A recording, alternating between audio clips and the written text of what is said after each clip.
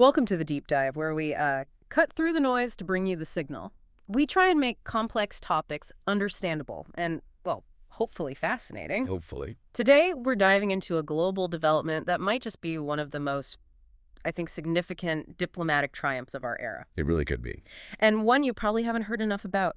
Imagine trying to orchestrate a symphony where every one of 193 instruments, nations with totally different interests, different rhythms, somehow miraculously lands on perfect harmony. That's a great analogy, because that's basically what just happened at the United Nations, on AI governance, no less. Yeah, artificial intelligence. It's an extraordinary feat, truly. I mean, when you consider the deep geopolitical divides right now, Right. achieving unanimous agreement on something as complex as, well, potentially disruptive as AI, it's nothing short of historic. And what's really compelling, I think, is the pivotal role played by Kenya, the bridge-building role, representing this powerful coalition of developing nations. Exactly. This isn't just, a win for diplomacy. It feels like a profound recalibration of global power, specifically in how we collectively decide to manage the tech that's shaping our future. Yeah, because for decades, let's be honest, the rules for emerging tech,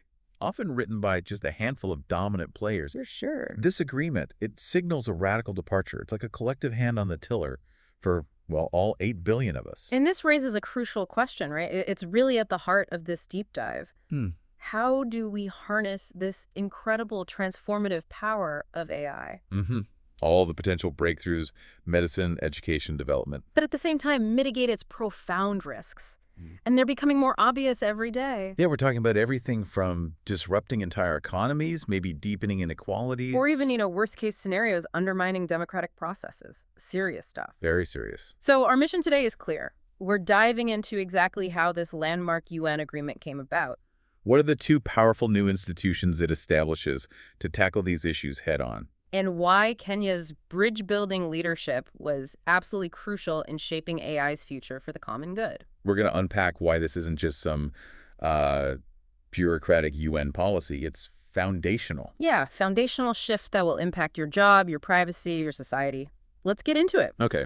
Let's kick things off with the big headline. All 193 UN member states unanimously agreed to establish two landmark institutions for AI governance. Just pause on that for a second. 193, unanimous. It's wild. I mean, getting everyone in a big group to agree on a coffee order is tough. Wow, true. Let alone a unified vision for a technology as complex and fast-moving as AI. And what's truly remarkable here isn't just the unanimity, though that's huge. It's the scale of the commitment. Right. This wasn't like a quick decision. No. It followed 6 intense months of negotiations. Right there in UN headquarters in New York. 6 months. The fact that 193 nations, with all their diverse interests, different levels of tech advancement, that they could arrive at a shared understanding, it really underscores this global recognition. Recognition of what? Both the challenges and the opportunities. Exactly. The urgent challenges and the immense opportunities of AI. Everyone sees it now. And this is where it gets genuinely game-changing, I think. Kenya spearheaded these negotiations. Not just participated. Spearheaded. They weren't just a participant, they were the lead, representing the group of 77 and China. Now, for those who might not know, the G77, it's a coalition of 134 developing countries. Yeah, established way back in '64. Right. Originally to promote their collective economic interests, boost their negotiating power within the UN. So what's groundbreaking here? Well, that a group primarily focused on economic equity is now leading the world on AI governance. That's the pivot. That is a powerful shift. Because historically, these conversations around cutting-edge tech, development, regulation... often dominated by, a select few. Technologically advanced nations, maybe big private sector giants. Right. Silicon Valley, D.C., Brussels, maybe. Sort of. So this kind of leadership from a developing nation speaking for such a huge bloc representing a vast majority of the world's population. It really shifts the dynamic, doesn't it, in global policymaking for emerging tech? Totally. It ensures that the perspectives, the needs of what we call the Global South, developing nations across Africa, Latin America, Asia, their voices aren't just heard. They're not just heard. They're central to defining our digital future. That's the goal. The urgency driving this decision, too. You mentioned the 6 months of talks. It can't be overstated. No, we're living in a time when AI's risks, its opportunities, they're dominating global policy debates everywhere. You see it everywhere. University labs, tech boardrooms. Generative AI, creating hyper-realistic deepfakes, the whole job displacement question. This agreement, it's a very practical, very concrete response to a challenge that's right here, right now. And the UN Secretary General, Antonio Guterres, he welcomed it. He did, called it a significant step forward. And he specifically noted Kenya's contribution to achieving this rare unanimity. Rare unanimity. I like that phrase. He highlighted that this agreement tackles an issue right at the intersection of technology, ethics, and geopolitics. Makes sense. It's a testament, really, to the idea that despite all the global divisions, Which are many. certain challenges, like the responsible development of AI, they demand a united front. We have to work together. Okay, so let's bring it back to the listener. Why should this matter to your daily life, to you listening right now? Well, like we said, this isn't just bureaucratic UN policy. It's not abstract diplomatic stuff. No. This is the foundational framework. It's how AI will impact our jobs, our privacy, our societies, even our daily interactions globally. And these institutions they're setting up, they're meant to directly address those concerns, those opportunities you think about. Exactly. So to really get how they'll do that, let's pull back the curtain on these two new bodies. Yeah. They're described as mutually reinforcing. Okay, let's start with the first word. The first, and this is quite significant, is the Independent Scientific Panel on AI.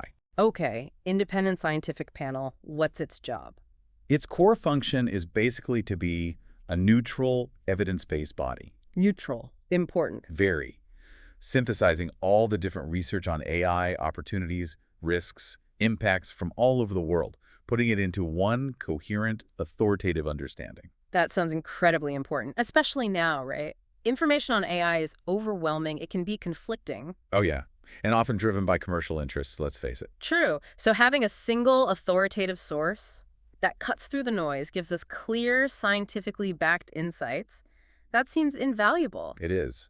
And the source material notes it's actually modeled, in part, on the IPCC. The Intergovernmental Panel on Climate Change. Wow, okay. That comparison is really striking, isn't it? It is. It signals seriousness. It's crucial. The IPCC model means this isn't just another research body. It's designed to be the definitive, hopefully unimpeachable authority on AI. Like the IPCC is for climate policy, giving that factual bedrock. Precisely. Its assessments will aim to cut through the political noise, establish a common scientific understanding for everyone, for all nations. Providing that rigorous, peer-reviewed data needed for informed policymaking. Exactly. And it has a timeline. First outputs are anticipated by 2027. 2027, so not some distant dream. It's actionable. Right. Okay, so that's the scientific backbone, the what and the why. What's the second institution? The second is the Global Dialogue on AI Governance. Global dialogue. Sounds more like the how. Kind of. Yeah. This will serve as a multi-stakeholder platform. And that term multi-stakeholder is key. Meaning it intentionally brings together a broad range of voices. Governments, yes, of course, but also industry leaders, academia, civil society groups. Grassroots organizations, too. Yes, and the broader UN system itself. Everyone relevant. Okay, so if the scientific panel gives us the definitive scientific picture, this dialogue brings everyone to the table to talk about it and figure out what to do. That's the idea. It makes perfect sense for a global issue like AI. What's its specific mandate, then? Its mandate is basically to strengthen international cooperation, build trust, which is huge, and explore shared principles for governing AI. How? In what way? In a safe, inclusive, and sustainable manner. That's the framework. Essentially, it translates the scientific understanding into actionable global principles and hopefully collaborative efforts. And this one's coming online even sooner. Yeah, expected to be active by 2026. So this structured global conversation is about to ramp up pretty quickly. What I find particularly clever is how they're described mutually reinforcing. It's not just two separate things happening. They're designed to work together, hand in glove, like two sides of a coin. Exactly right. You've got the science guiding the policy. The panel provides the facts, the research. The factual bedrock, the latest findings. And then you have the dialogue translating that evidence into cooperation. So the dialogue fosters the conversations, the consensus needed to implement policies based on that science? Precisely. It's a holistic approach, trying to ensure our response to AI is both scientifically sound and globally inclusive. It's like a feedback loop. A strong feedback loop. Science informs dialogue. Dialogue shapes how we apply the science globally. Makes sense. Okay, so we've talked about this unprecedented agreement, these powerful institutions it's creating. But, you know, none of this happens in a vacuum. No, It wouldn't have happened without real leadership, and that's where Kenya's role becomes so compelling. it really is. They truly demonstrated what it means to be a bridge builder in international diplomacy, especially given how complex AI is globally. Absolutely. And what's fascinating here is the visionary leadership articulated by Ambassador Philip Thigo. Kenya's special envoy on technology, and he's also on the UN Secretary General's high-level advisory body on AI. That's right, the body that originally proposed these institutions.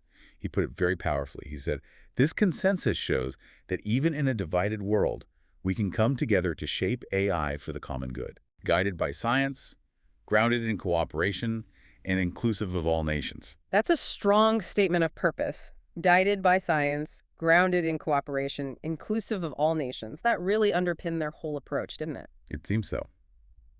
Ambassador Thigo, he explicitly highlighted the huge challenge they faced, balancing ambition with inclusion. Ambition and inclusion. What did he mean by that specifically? His emphasis was specifically on ensuring, and this is a direct quote again, that the Global South is not a spectator in the AI revolution, but a key architect of its governance. Not a spectator, but an architect. That's a huge shift. Massive shift from how global tech policy has often been shaped, moving beyond just a few dominant players. It's about ensuring the benefits of AI are shared broadly, and the risks are addressed equitably. Yes, especially for nations that might not have the same tech infrastructure or resources as, say, more developed countries, making sure everyone's perspective is baked in. This feels like more than just representation. It's about agency, right?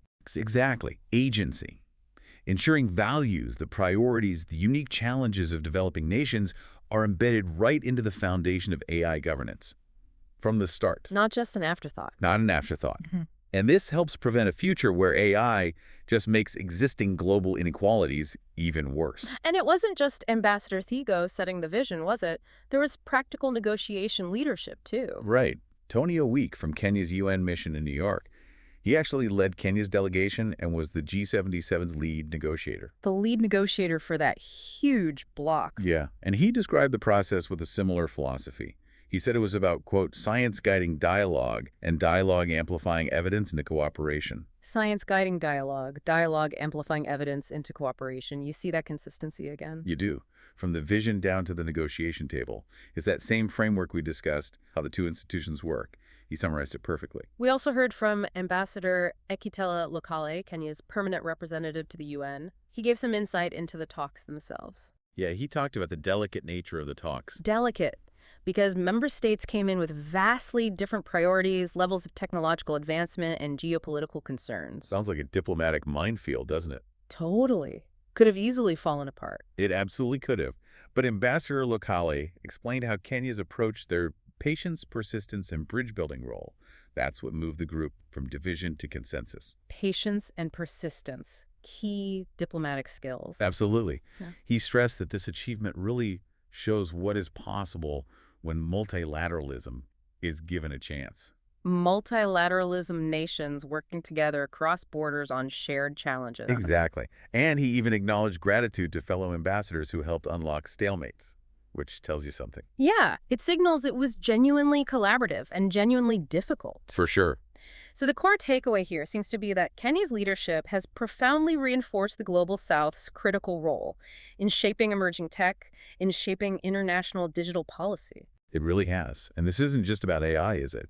It sets a powerful precedent for how other global challenges could be tackled inclusively. And this truly matters to you, the listener, because it shows how diverse voices are absolutely crucial in shaping global technology. Yeah, ensuring the future of AI moves beyond being defined by just a few dominant players or nations. It's about creating a truly inclusive framework for the global common good, where the impacts on everyone, everywhere, are actually considered. That's the aspiration. So let's recap.